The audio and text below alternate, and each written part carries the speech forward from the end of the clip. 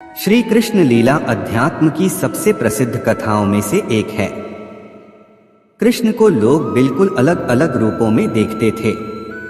आइए पढ़ते हैं कृष्ण की कहानियां और जानते हैं कि दुर्योधन, शकुनी और शिखंडी जैसे लोग उनके बारे में क्या कहते थे।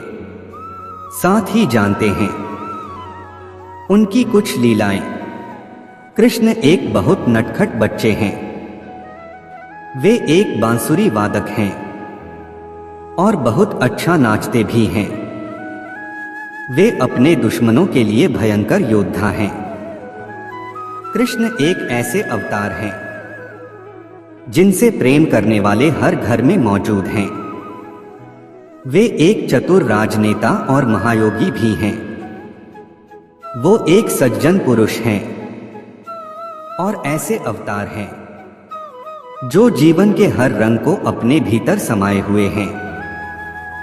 जानते हैं उनके आसपास के लोग उन्हें किस रूप में देखते थे।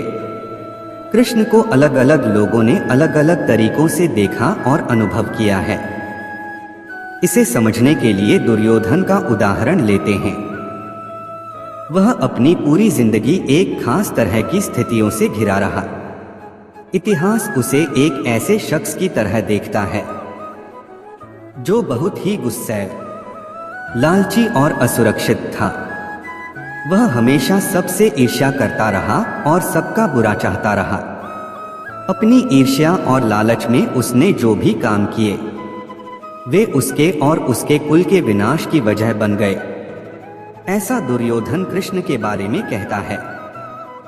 कृष्ण एक बहुत ही आवारा और मूढ़ व्यक्ति है जिसके चेहरे पर हमेशा एक शरारती मुस्कान रहती है।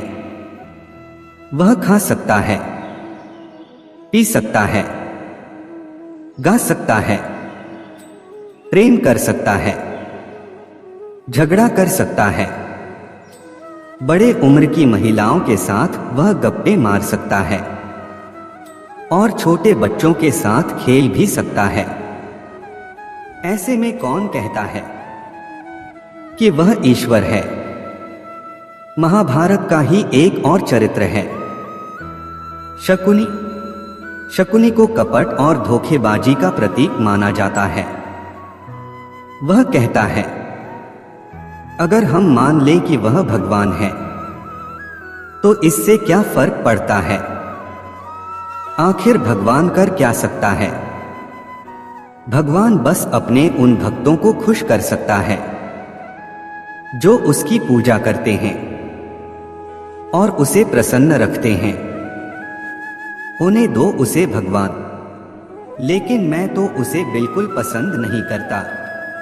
जब आप किसी को बिल्कुल पसंद नहीं करते तब भी आपको उसकी प्रशंसा करनी चाहिए। कृष्ण की बचपन की सखी और प्रेमिका राधे उनको बिल्कुल अलग तरीके से देखती थी। राधा कौन थी? एक साधारण सी गांव की लड़की जो दूध का काम करती थी। लेकिन राधा के नाम के बिना कृष्ण का नाम अधूरा माना जाता है, क्योंकि कृष्ण के प्रति उनमें अत्यंत श्रद्धा और प्रेम था। हम कृष्ण राधे कभी नहीं कहते हैं, हम कहते हैं राधे कृष्ण। एक साधारण सी गांव की लड़की इतनी महत्वपूर्ण हो गई जितने कि स्वयं कृष्ण, और कहीं कहीं तो वे कृष्ण से भी ज्यादा महत्वपूर्ण हो गई है। कृष्ण के बारे में राधा कहती है, कृष्ण मेरे भीतर हैं। मैं कहीं भी रहूं वे हमेशा मेरे साथ हैं। वे किसी के भी साथ रहें तो भी वे मेरे साथ हैं। गोमांतक पर्वत पर रहने वाले गरुड़ के पुत्र थे वेंटे। वे किसी बीमारी की वजह से पूरी तरह अपंग हो गए थे।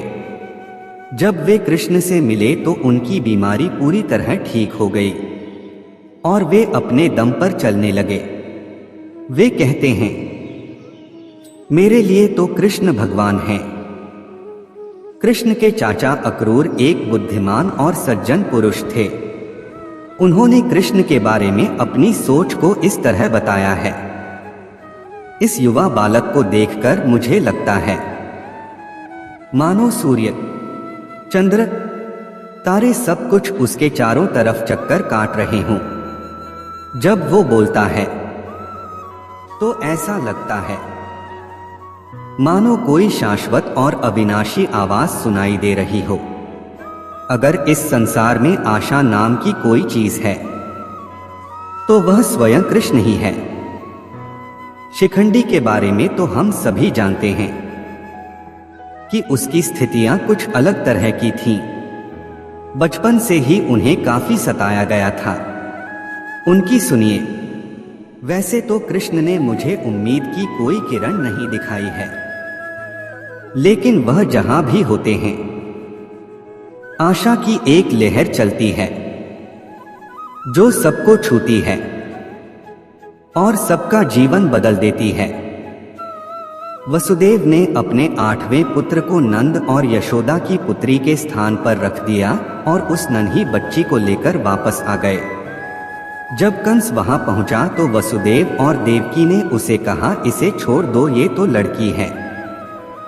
पर कंस नहीं माना और उसने उस बच्ची को जमीन पर पटकना चाहा, पर वो बच्ची जमीन पर नहीं गिरी। उसने एक अलग ही रूप धारण कर लिया। कृष्ण माखन चुराया करते थे और माखन ही गोपियों की आजीविका थी।